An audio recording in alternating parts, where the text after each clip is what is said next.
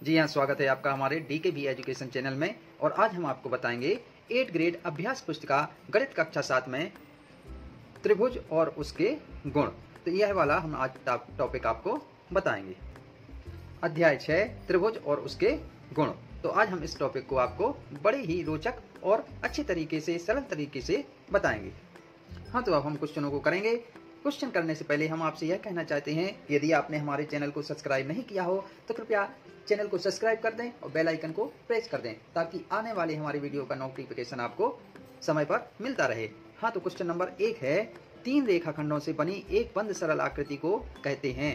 3 रेखाखंड से जो आकृति मिलकर बनी होती है उसको क्या कहते हैं? त्रिभुज कहते हैं। तो ऑप्शन नंबर सी अपना सही होगा और सी नंबर के गोले को भर लेते हैं। अगला क्वेश्चन है हमारा, दूसरा नंबर है क्वेश्चन का, समबाहु त्रिभुज के एक कोण का माप होता है। समबाहु त्रिभुज है जिसमें सभी भुजाएं बराबर होती हैं। तो यदि एक कोण का मान क्या है तो सभी कोण का मान क्या होगा? समान होगा। तो समबाहु त्रिभुज के अंतःकोणों का मान क्या होता है? 180 अंश होता है। तब तीनों समबाहु त्रिभुज में कितने कोण होंगे? 3 कोण होंगे। मान लो ये एक समबाहु त्रिभुज कोण, ये एक समबाहु त्रिभुज। तो यदि इनमें 3 कोण होंगे और इनके अंतःकोणों का योग कितना होता है? 180 अंश होता है। तो यदि 180 में 3 का भाग देंगे तो कितना आ जाएगा? 60। तो कितना होगा? प्रत्येक कोण की माप कितनी हो जाएगी? एक कोण की, या प्रत्येक कोण की माप कितनी हो जाएगी? 60 डिग्री हो जाएगी। तो ऑप्शन नंबर बी 60 डिग्री और ऑप्शन नंबर बी के गोले को भर लेते हैं। अब अगला क्वेश्चन है हमारा, एक त्रिभुज में मध्यिकाएं होती हैं। तो एक त्रिभुज है उसमें मध्यिकाएं मतलब बीच में कितनी मध्यिकाएं हो सकती हैं? तो जैसे मान लो एक त्रिभुज ये है तो उसमें मध्यिकाएं ये है और इससे ये है। तो मध्यिकाएं कितनी हो सकती हैं? 3 मध्यिकाएं होती हैं। तो ऑप्शन नंबर 3, ये 3 लिख देते हैं और इसके गोले को, सी नंबर के गोले को भर लेते हैं। अगला क्वेश्चन है, दिए गए चित्र में x का मान होगा। ये चित्र बना है, इसमें x का मान क्या है? इसका मान x है, इसका 2x है और इसका मान कितना है? 90 है। तो ये क्या है? 180 अंश का होता है। कितना होता है? 180 अंश का होता है। अब इसका मान जब 90 है, क्योंकि ये समकोण है तो 90 डिग्री होगा, तो ये इससे दुगना है। तो इनका मान भी क्या होना चाहिए? 90 डिग्री होना चाहिए दोनों का। तो ये 30 का होगा तो ये 60 का होगा। तब तो ये तीनों कोण 180 अंश के होंगे। तब इसका x का मान क्या होगा? 30 डिग्री होगा। तो ऑप्शन नंबर ए अपना सही है। तो ए 30 डिग्री लिख देते हैं, ए नंबर के गोले को भर लेते हैं। अगला क्वेश्चन है 5वां, नीचे दिए गए त्रिभुज में x और y का मान क्रमशः होगा। तो x का मान और y का मान ज्ञात करना है। ये कितना है? एक का मान 50 दिया गया है। तो अब ये है कि ये रेखीय कोण होता है। यदि अंतःकोण और बाह्य कोण का मान क्या होता है? 180 अंश होता है। तो इसका मान कितना है? 120 है। तो इसका मान कितना होगा? 120। 180 में से 120 घटा देंगे तो कितना आ जाएगा? 60। तो ये y का मान कितना आ जाएगा? 60। अब 60 और 50 कितना होता है? 110। और सभी का मान कितना होता है? तीनों का 180 अंश। तो 180 में से 110 घटाएंगे तो कितना आ जाएगा? 70। 180 में से 110 घटा देंगे तो कितना आता है? 70। तो x का मान 70 हो जाएगा और y का मान 60 हो जाएगा। तो ऑप्शन नंबर सी अपना सही होगा, 70 डिग्री और 60 डिग्री। तो सी 70 डिग्री 60 डिग्री लिख देते हैं और सी नंबर के गोले को भर लेते हैं। सी नंबर के जो गोला है उसको भर लेंगे। अब क्वेश्चन नंबर 6 है हमारा, आकृति में x का मान ज्ञात कीजिए। तो ये आकृति दी गई है PQR और इसमें एक का मान 60 डिग्री दिया गया है, इसका मान कितना है? 90 डिग्री। तो x का मान याद करना है। तो हम जानते हैं त्रिभुज के तीनों कोणों का योग 180 अंश होता है। तब दिया है कोण Q बराबर 60 डिग्री और कोण P बराबर 90 डिग्री। तो कोण R ज्ञात करना है जिसका मान क्या है? x। तो कोण P धन कोण Q धन कोण R बराबर 180 अंश। तो 90 डिग्री कोण P का मान है, कोण Q का मान 60 डिग्री है और x का मान ज्ञात करना है बराबर 180 अंश। तो x बराबर 90 और 60 कितना होता है? 120। 90 और 60 150। तो ये इस तरफ जाएगा तो x का मान क्या आ जाएगा? 30 डिग्री। अतः x का मान कितना हो जाएगा? 30 डिग्री होगा। तो इसका मान क्या हो जाएगा? 30 डिग्री। यही अपना आंसर होगा। अगला क्वेश्चन है, क्वेश्चन नंबर 7वां है, आकृति में x का मान ज्ञात कीजिए। जो अपनी आकृति दी गई है ये, इसमें क्या करना है? x का मान ज्ञात करना है। तो हम जानते हैं कि त्रिभुज के अंतःकोणों का योग कितना होता है? 180 अंश होता है। और इसको मान लेते हैं कि ये कोण क्या है? अपना a है। इसको मान लेते हैं कोण a है। तब a धन 25 डिग्री धन 35 डिग्री बराबर 180। तीनों का मान कितना होता है? 180 अंश होता है। तो ए बराबर कितना आ जाएगा 120 डिग्री। ए बराबर 180 अंश, इस तरफ जाएगा ये 35 और 25 60 हो जाएगा। तो ए बराबर हो जाएगा 120 डिग्री। तब इसका मान क्या आ जाएगा 120 डिग्री आ जाएगा। इसका मान क्या आ जाएगा आपका 120 डिग्री। अतः अंतःकोण धन बाह्य कोण बराबर होता है 180 अंश। ये देखिए कोण होता है जो अंतःकोण इसका और ये बाह्य कोण, इसकी माप कितनी होती है 180 अंश। तो ये का मान क्या है 120 है। धन x बराबर 180 अंश। तो x बराबर आ जाएगा 180 अंश माइनस 120, तो x बराबर 60 डिग्री। तो ये अपना आंसर हो जाएगा। तो इस कोण की माप x की मान क्या आ जाएगा 60 डिग्री आ जाएगा। यही अपना क्या हो जाएगा आंसर हो जाएगा। अब क्वेश्चन नंबर 8वां है, त्रिभुज ABC की सभी भुजाएं एवं शीर्ष लिखिए। जो त्रिभुज ABC दिया गया है इसकी सभी भुजाएं लिखना है और शीर्ष लिखना है। तो त्रिभुज ABC की सभी भुजाएं क्या होंगी AB, BC और CA। इनकी तीनों भुजाएं क्या होंगी AB, BC और CA होंगी।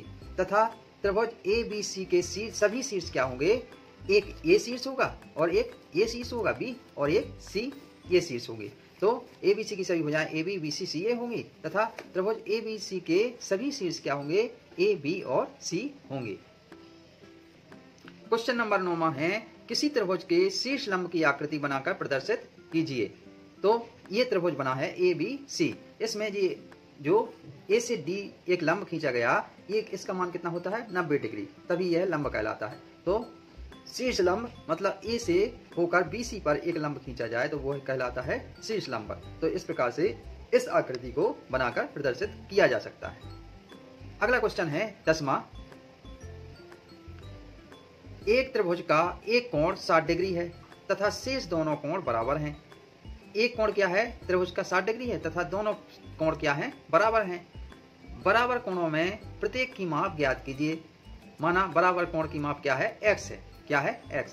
तब हम जानते हैं कि त्रिभुज के तीनों कोणों का योग कितना होता है 180 अंश होता है। तो x धन 60, एक कोण का मान 60 दिया गया बराबर 180 अंश। तो ये हो जाएगा 2x बराबर 180 अंश और इस तरफ ये आ जाएगा 60 अंश।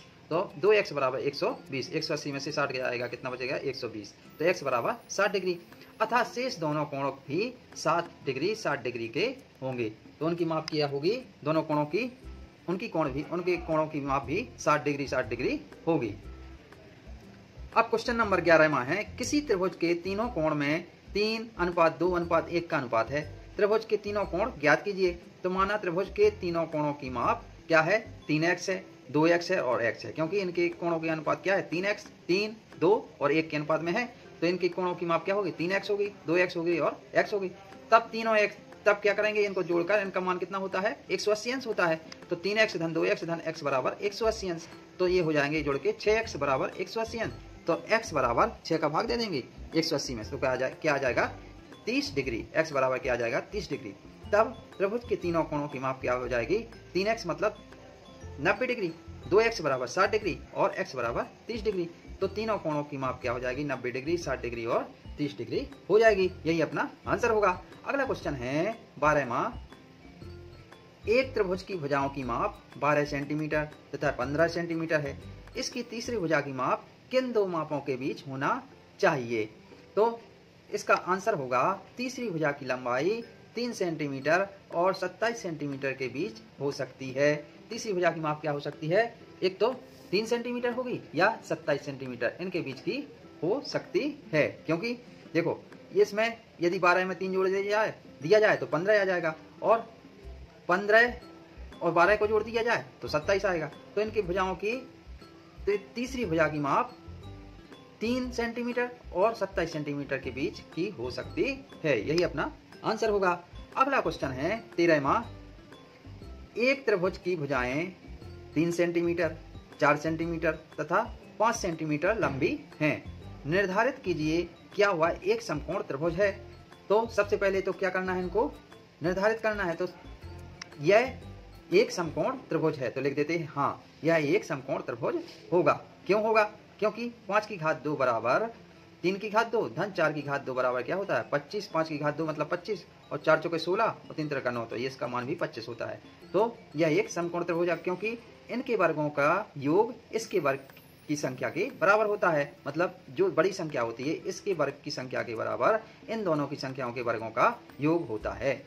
कैसे? क्योंकि कर्ण का वर्ग बराबर जो बड़ी संख्या है, बड़ी लंबाई है, उसको कर्ण बोलते हैं। आधार 3 सेंटीमीटर की घात 2 और लंबाई 4 सेंटीमीटर। यदि इसके आधार पर यह क्या होगा? यह एक समकोण होगा, क्योंकि कर्ण की एक सूत्र होता है त्रिभुज में कि कर्ण की घात 2 बराबर आधार की घात 2 धन लंबाई की घात 2। मतलब इसका वर्ग जो होगा इन दोनों संख्याओं के वर्गों के योग के बराबर होता है। अतः यह त्रिभुज क्या होगा? समकोण त्रिभुज होगा। अब क्वेश्चन नंबर 14वां है, एक पेड़ भूमि से 5 मीटर की ऊंचाई पर टूट जाता है एवं उसका ऊपरी सिरा भूमि को उसके आधार से 12 मीटर की दूरी पर छूता है। पेड़ की पूरी ऊंचाई ज्ञात कीजिए। तो मान लो ये पेड़ है पूरा, ये वाला एक पेड़ था। अब यहाँ से ये सी बिंदु से टूटकर कहाँ गिर गया? ए बिंदु पर गिर गया। तो क्या करना है? तो इसकी यहाँ से यहाँ तक ऊंचाई क्या है? 5 मीटर है और ये 12 मीटर की ऊंचाई पर गिर जाता है। मतलब यहाँ पर इसकी जो ऊंचाई है तो इसकी ज्ञात करना है। ये तो 5 मीटर हो गई और ये 12 मीटर हो गई, तो इसकी लंबाई ज्ञात करना है कि इसकी लंबाई क्या होगी। तो ये 5 में इसको जोड़ देंगे तो ये पूरी पेड़ की पूरी ऊंचाई ज्ञात कर लेंगे। तो सबसे पहले क्या करना है? तब AC, ये AC बराबर होता है, AC की घात 2 बराबर होता है AC का वर्ग बराबर 5 का वर्ग धन 12 का वर्ग। तो इसको हल करेंगे तो ये 25 धन 144 बराबर AC की घात 2 बराबर 169। तो AC बराबर आ जाएगा 169 वर्गमूल में हो जाएगा। तो वर्गमूल को हल करेंगे तो AC बराबर आ जाएगा वर्गमूल 13 गुणित 13, ये एक जोड़ा बन जाता है 13 का। तो इसको बाहर निकाल लेंगे तो AC बराबर आ जाएगा 13 मीटर। तब पेड़ की पूरी ऊंचाई क्या हो जाएगी? BC धन AC, BC की मान 12 और AC का मान BC धन AC। मतलब BC का मान कितना है? 5 मीटर और AC का मान क्या आ जाएगा? 13 मीटर। तो 5 मीटर धन 13 मीटर बराबर 18 मीटर। तब पेड़ की ऊंचाई पूरी कितनी हो जाएगी? 18 मीटर। यही अपना आंसर होगा। अगला क्वेश्चन और लास्ट क्वेश्चन है, आकृति खींचकर पुष्टि कीजिए कि एक त्रिभुज में एक शीर्ष लंब एवं मध्यिका एक ही रेखाखंड हो सकती है।